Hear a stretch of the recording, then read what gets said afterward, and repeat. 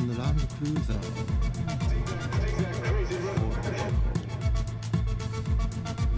Original piece, original models.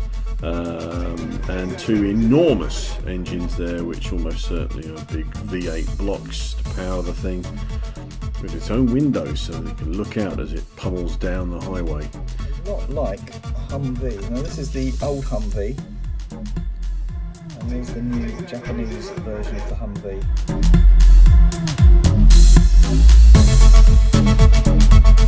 Wow, this model has been around forever.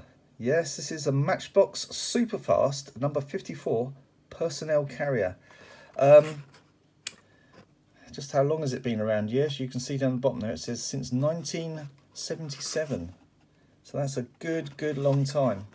And really, this has been my favourite personnel carrier for my little troops for a long time. But it is over just over 40 years old.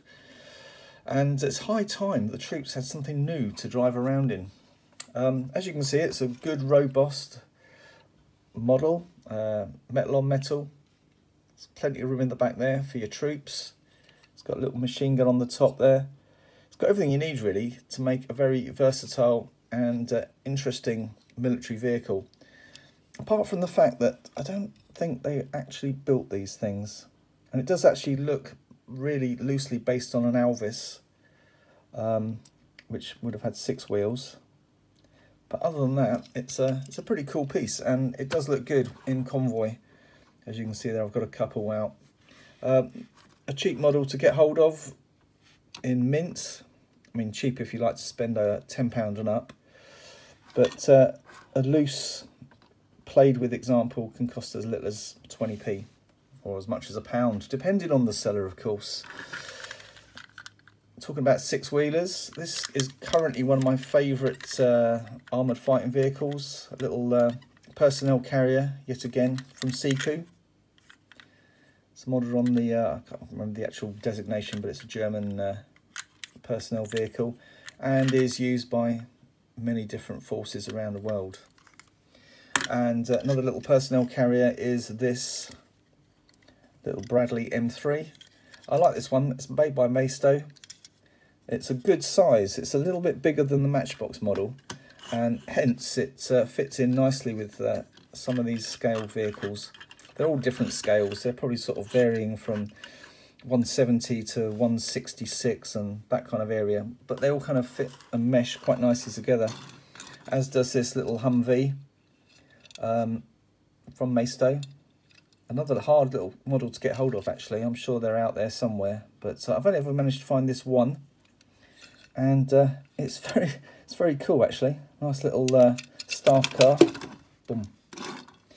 Right, so what's the purpose of this video? Well, it's to show you what I picked up off the eBay from Tomica. As you know, I already had these vehicles out there. Very nice pieces indeed. These are the JSDF light armoured vehicles. Again, these fit in with my my kind of approach to my army, which is to bring in a bit of the modern. Nice opening features on those. A little bit more armoured than the Humvee, of course. And again, these are based on real vehicles that are right out there right now, regularly used by the Japanese and some UN special forces. You can imagine these vehicles being used to fight the likes of Godzilla, actually. Very nice. I love that little opening door on there. And these are a slightly bigger scale. They're about 166, so probably, but they look fine up against my existing units. But the purpose of this video continues. I picked up these off of eBay, brand new for 2018. The JSDF High Mobility Vehicle, which to me looks a lot like a high-top Humvee. Let's check it out. Now, these came to me from a seller in Hong Kong. He was very prompt with his set postage and sending, and I thought that his price rate was very good. Plus, he sent me some of these brilliant plastic boxes. Obviously, I've already been into it. Love this. So, already cut it all open for you. Here we go. So here's the first piece. Here's the box. As you can see, it's got lots of little men in there. Perfect for doing something across country and carrying your troops into location. And here we have it. Oh, those heads, they look ripe for choppage. But I won't be lobbing this thing into any gravel pits anytime soon. It's a really, really distinctive piece. As you can see, it looks a lot like a Humvee. Now this is the old Humvee, and there's the new Japanese version of the Humvee. I'm guessing it's a Japanese licensed reproduction, but as you can see, it is really basically a Humvee that's been trucked up a bit. And the way I say trucked up is because the cab's been raised a lot. It's around about the same size as the Maisto model. These Tomica models are 170 scale,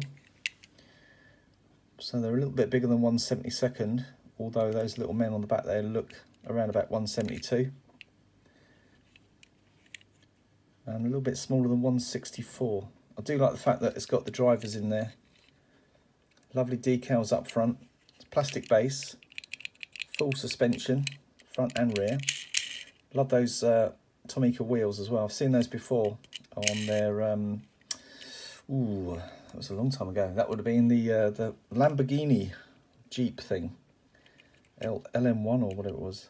Anyway, that's another story. So there we go. We've got 8 little men in the back, 2 in the front. Makes up a nice little little company of infantry. In order to make a full platoon, you obviously need 4 trucks. Okay, so here's a variation. Same number, 96, but this one comes with a lid. The lid itself is modelled out of plastic. It's a plastic mould. It's very nicely done though, as you can see there. I've seen photographs of these vehicles on the internet when I was doing my research, and it's exactly, well, very, very well modelled, very well cast, and the lid comes off to reveal an open and empty vehicle. Discussion on Instagram has gone, well, basically we reckon that they may well, or hopefully will release this vehicle not only in the premium, so you'll get extra decals, probably a bit of camouflage, but also variations. And I've seen these vehicles carrying rocket launchers and anti-aircraft equipment, so that would make a nice variation. Tomica, if you're out there, probably not watching my video. The other good thing about this lid is you can stick it on top of your troops as well, so you can make a full vehicle. Now I'm wondering if that's where the premium model is going to come in, because that would be cool. And also this this tarp would probably be a slightly lighter green as well. Who knows? But there we have it. The rather distinctive and lovely JSDF High Mobility Vehicle, otherwise known as the HMV.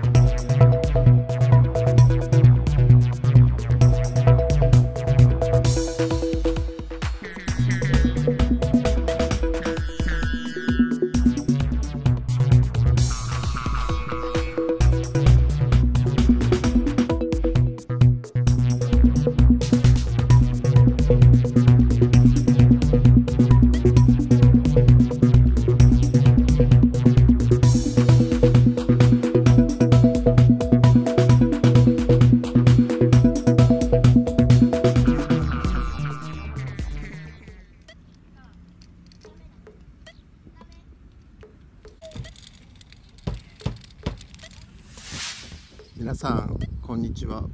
Nice to meet you. I am Dr. Zamak.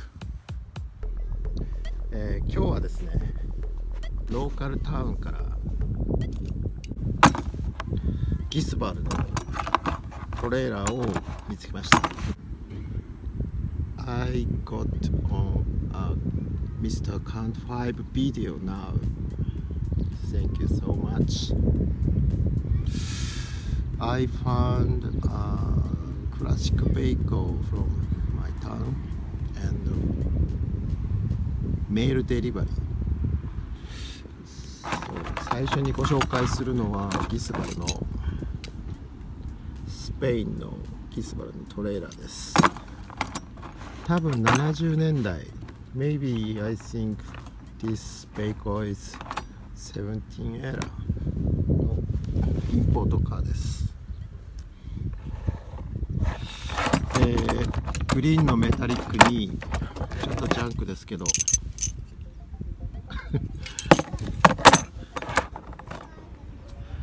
それにメルセデス 350SL Made in Spain 非常にユージュアルピース、ここではとても珍しいです。どうでしょうか。ウィンドウはジャンクなので壊れてますけど、まあいいかなと。もう一つはシトロエン GS ギスバルです。非常に美しいシルエット、ピュアモールドですね。ヴィンテージモールド。サスペンションがとてもソフトで気持ちがいいですね。メールデリバリーを利用しました。ヤフーオークションで購入したんですけど、オリジナルカラーを見たいと思いました。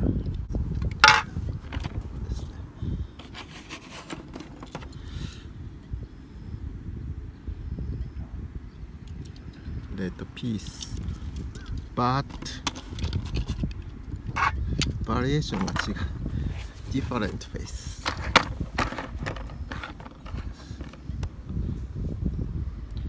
フロントに関しては古い方がちょっと緩いですね。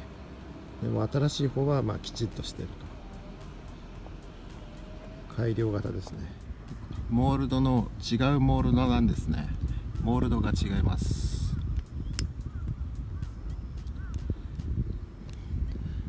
あとこのメタルベースが違います。これはアナザーバリエーション、ディファレントです。多分こっちがアーリーバージョン、初期バージョンです。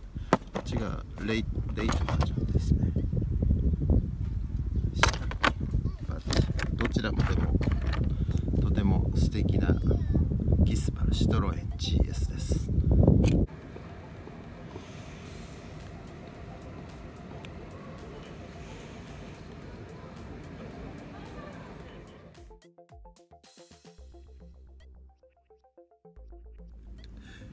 これはネセサリーレストレーションが必要ですけど Not bad one. Very beautiful. I love it. I will make a parts rear とフロントウィンドウですね。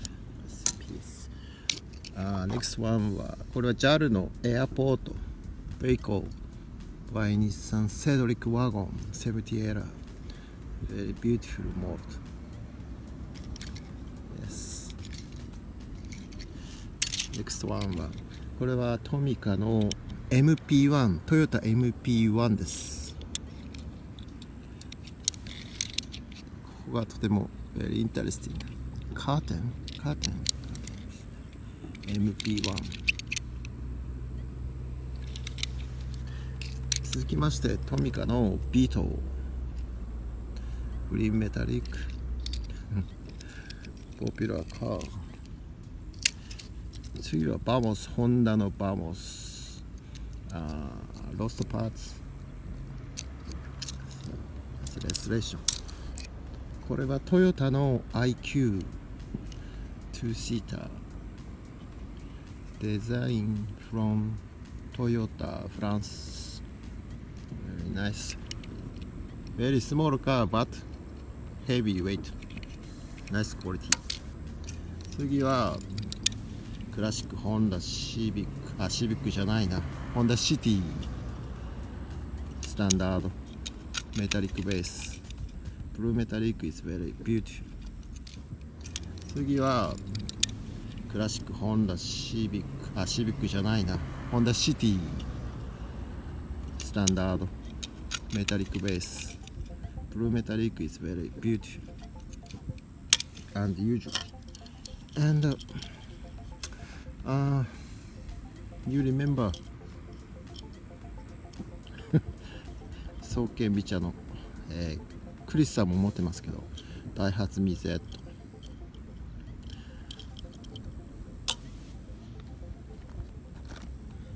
それからレストレーションベイコーは三菱のジープです。1974。Very nice piece. I love it. My favorite one. これはトミカのいすゞのトラックですね。2トンですね。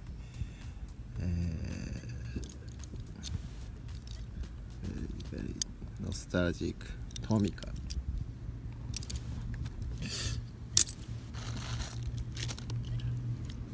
and Land Cruiser Old Beko。これはオリジナルピースですね。オリジナルモールドです。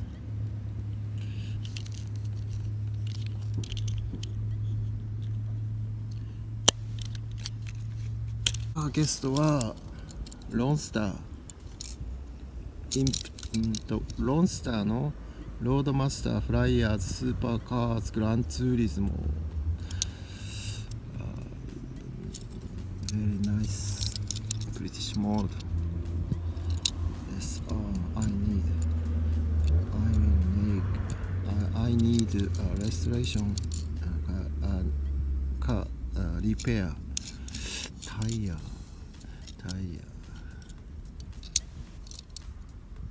Kobe.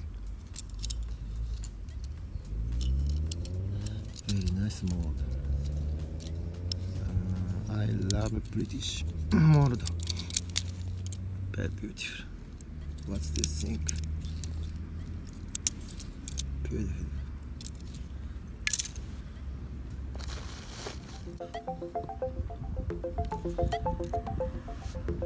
これはメールデリバリーだけど、これはローカルエリアから。I found it.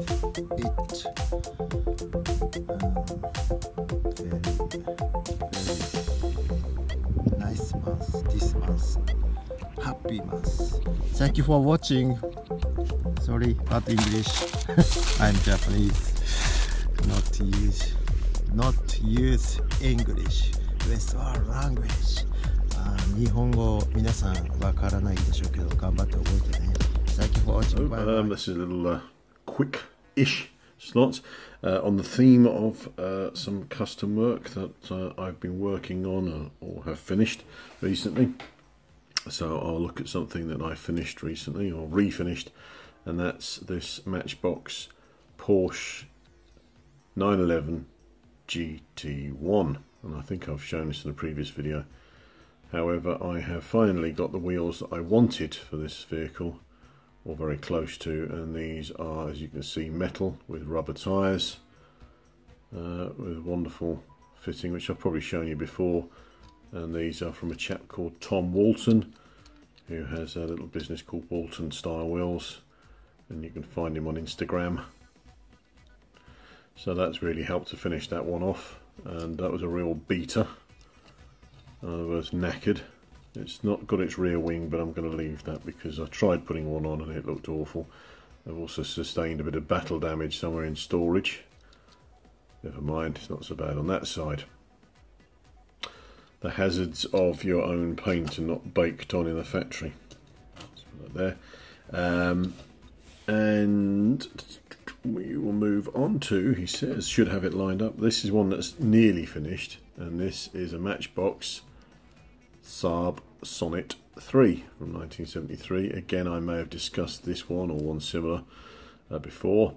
This has got a respray from the metallic blue that it once was, and I put it on some 1980s Matchbox wheels, which I think suited quite well.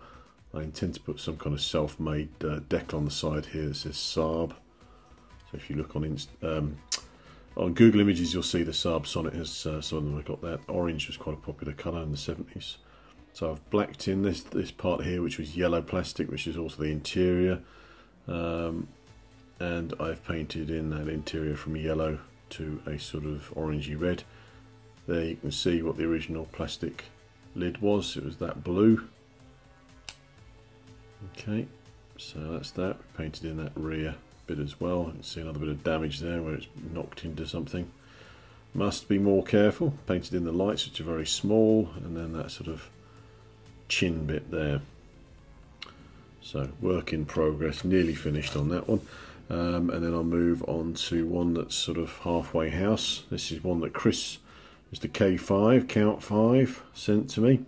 It was a rather knackered one, and it was all painted inside. Sorry, it was all muddy inside. So it was all taken to pieces. Took off the rear hatch, put it onto another one, because I did it for another one I was doing. And as you can see, I've chromed in those headlamps. They look nice and shiny. That's with a super chrome pen. And it's going to need some wheels. I'm just working out which wheels to do. I may also paint in the interior because there's so much fun stuff in there, like a cooker, hob, and bits and pieces. So again, work in progress. And we're going to move on to two that I haven't started yet. This one here, which I picked up in a charity shop for 30p, and unknown Chinese manufacturer with a sort of rather anonymous coding on there. I believe that this is probably an old Yatming or similar casting. It almost certainly is based on a Brabham BT46 Formula 1 car from the 70s that had a rather interesting flat Alfa Romeo engine, hence there is no bulges there, but that is an engine of sorts. Check it out on Facebook, Google Images. Brabham BT46, various different guises. One of them actually had a fan on the back of it to suck it down for ground effect, but if you don't know what I'm talking about, again, check it out. My intention is to do something with this. I'm going to saw off this rear wing, make a new one, and then I'm going to put these wheels on it, which are, of course, Hot Wheels Easy Rider, Real Rider. Okay, wheels. I've got a big one. Stop boasting, Mark. Fanar. And a small one, so that it looks more Formula 1 or IndyCar. So that's going to look quite interesting when it's finished.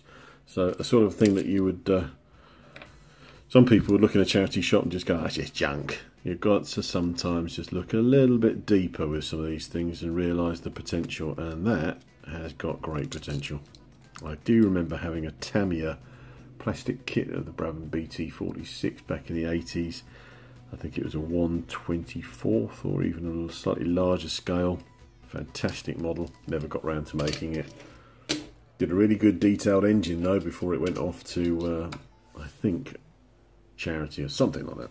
And we'll finish with this one here, and I have to blame someone called Matt Palmer, who is on a Facebook group that I'm on. He likes his mint and boxed stuff, and he had the Auto Transporter, which this is the cab for 1976 Matchbox Super Kings, and I like the cab because it's one of these sort of futuristic cabs from the 70s.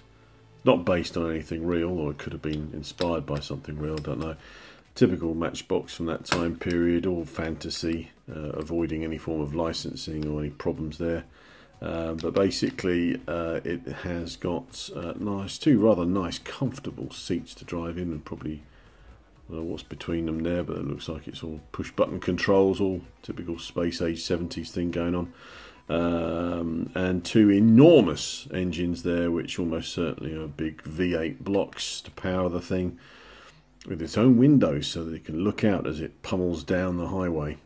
3 sets of horns, and a towing point. Work in progress. La la la la la, only in America. Yeah, I went to America recently. I spent a long time there, and that's why I haven't been here. Yeah, of course. So I've started making some videos, and I'm going to show you over time all the little bits and pieces I picked up from the States. I had a limited budget, so I didn't go too mental. I visited as many shops as I could, or I was allowed to go to. And one of the things I picked up, and I got this actually from a Walmart. So Auto World are only available in Walmart or Hobby Lobby, I discovered. It's a Ford Mustang GT. It was the only Auto World I saw while I was away. Grab it, get it while you can, basically. And this particular piece was very apt. We were surrounded by lots of new Mustangs. Didn't see any old Mustangs, funny enough, especially one of this vintage or heritage. This is a limited edition model, one of 3,000 only, and it says they're based on a real piece, a real model, 1-to-1, with all the options available at that time when it came out in 1967. As you can see there, this comes from the same series as the car I was after, which was the Buick Estate Wagon. Would have loved to have found that in the States and got it for a reasonable price.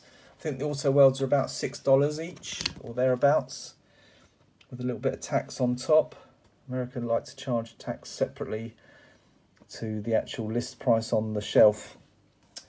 So watch that when you're going out to buy stuff in America. It says one thing on the actual peg, and you get it to the counter and you've got to pay a little bit more, a little bit of tax. Very interesting. Of course, this is the opening feature, is the opening lid, the bonnet up front, revealing that rather delicious engine. Not too sure, it's a V8 probably, a small block V8, 426, I don't know, don't start quoting me, but it's a GT, so it's going to have the top of the range engine. Lovely, lovely metal on metal detailing with rubber tyres. There's rubber tyres, say Firestone on there with wide oval. The models are very nicely displayed by Auto World actually. I could have bought it home in the package because the package is pretty solid, but I chose to open it because I wanted to take some pictures of this car in particular out in America to catch some of the American scenery. Lovely, lovely details all round though. That says Mustang across the back of the boot there. The GT on the catch. 101 on the number plate, both ends.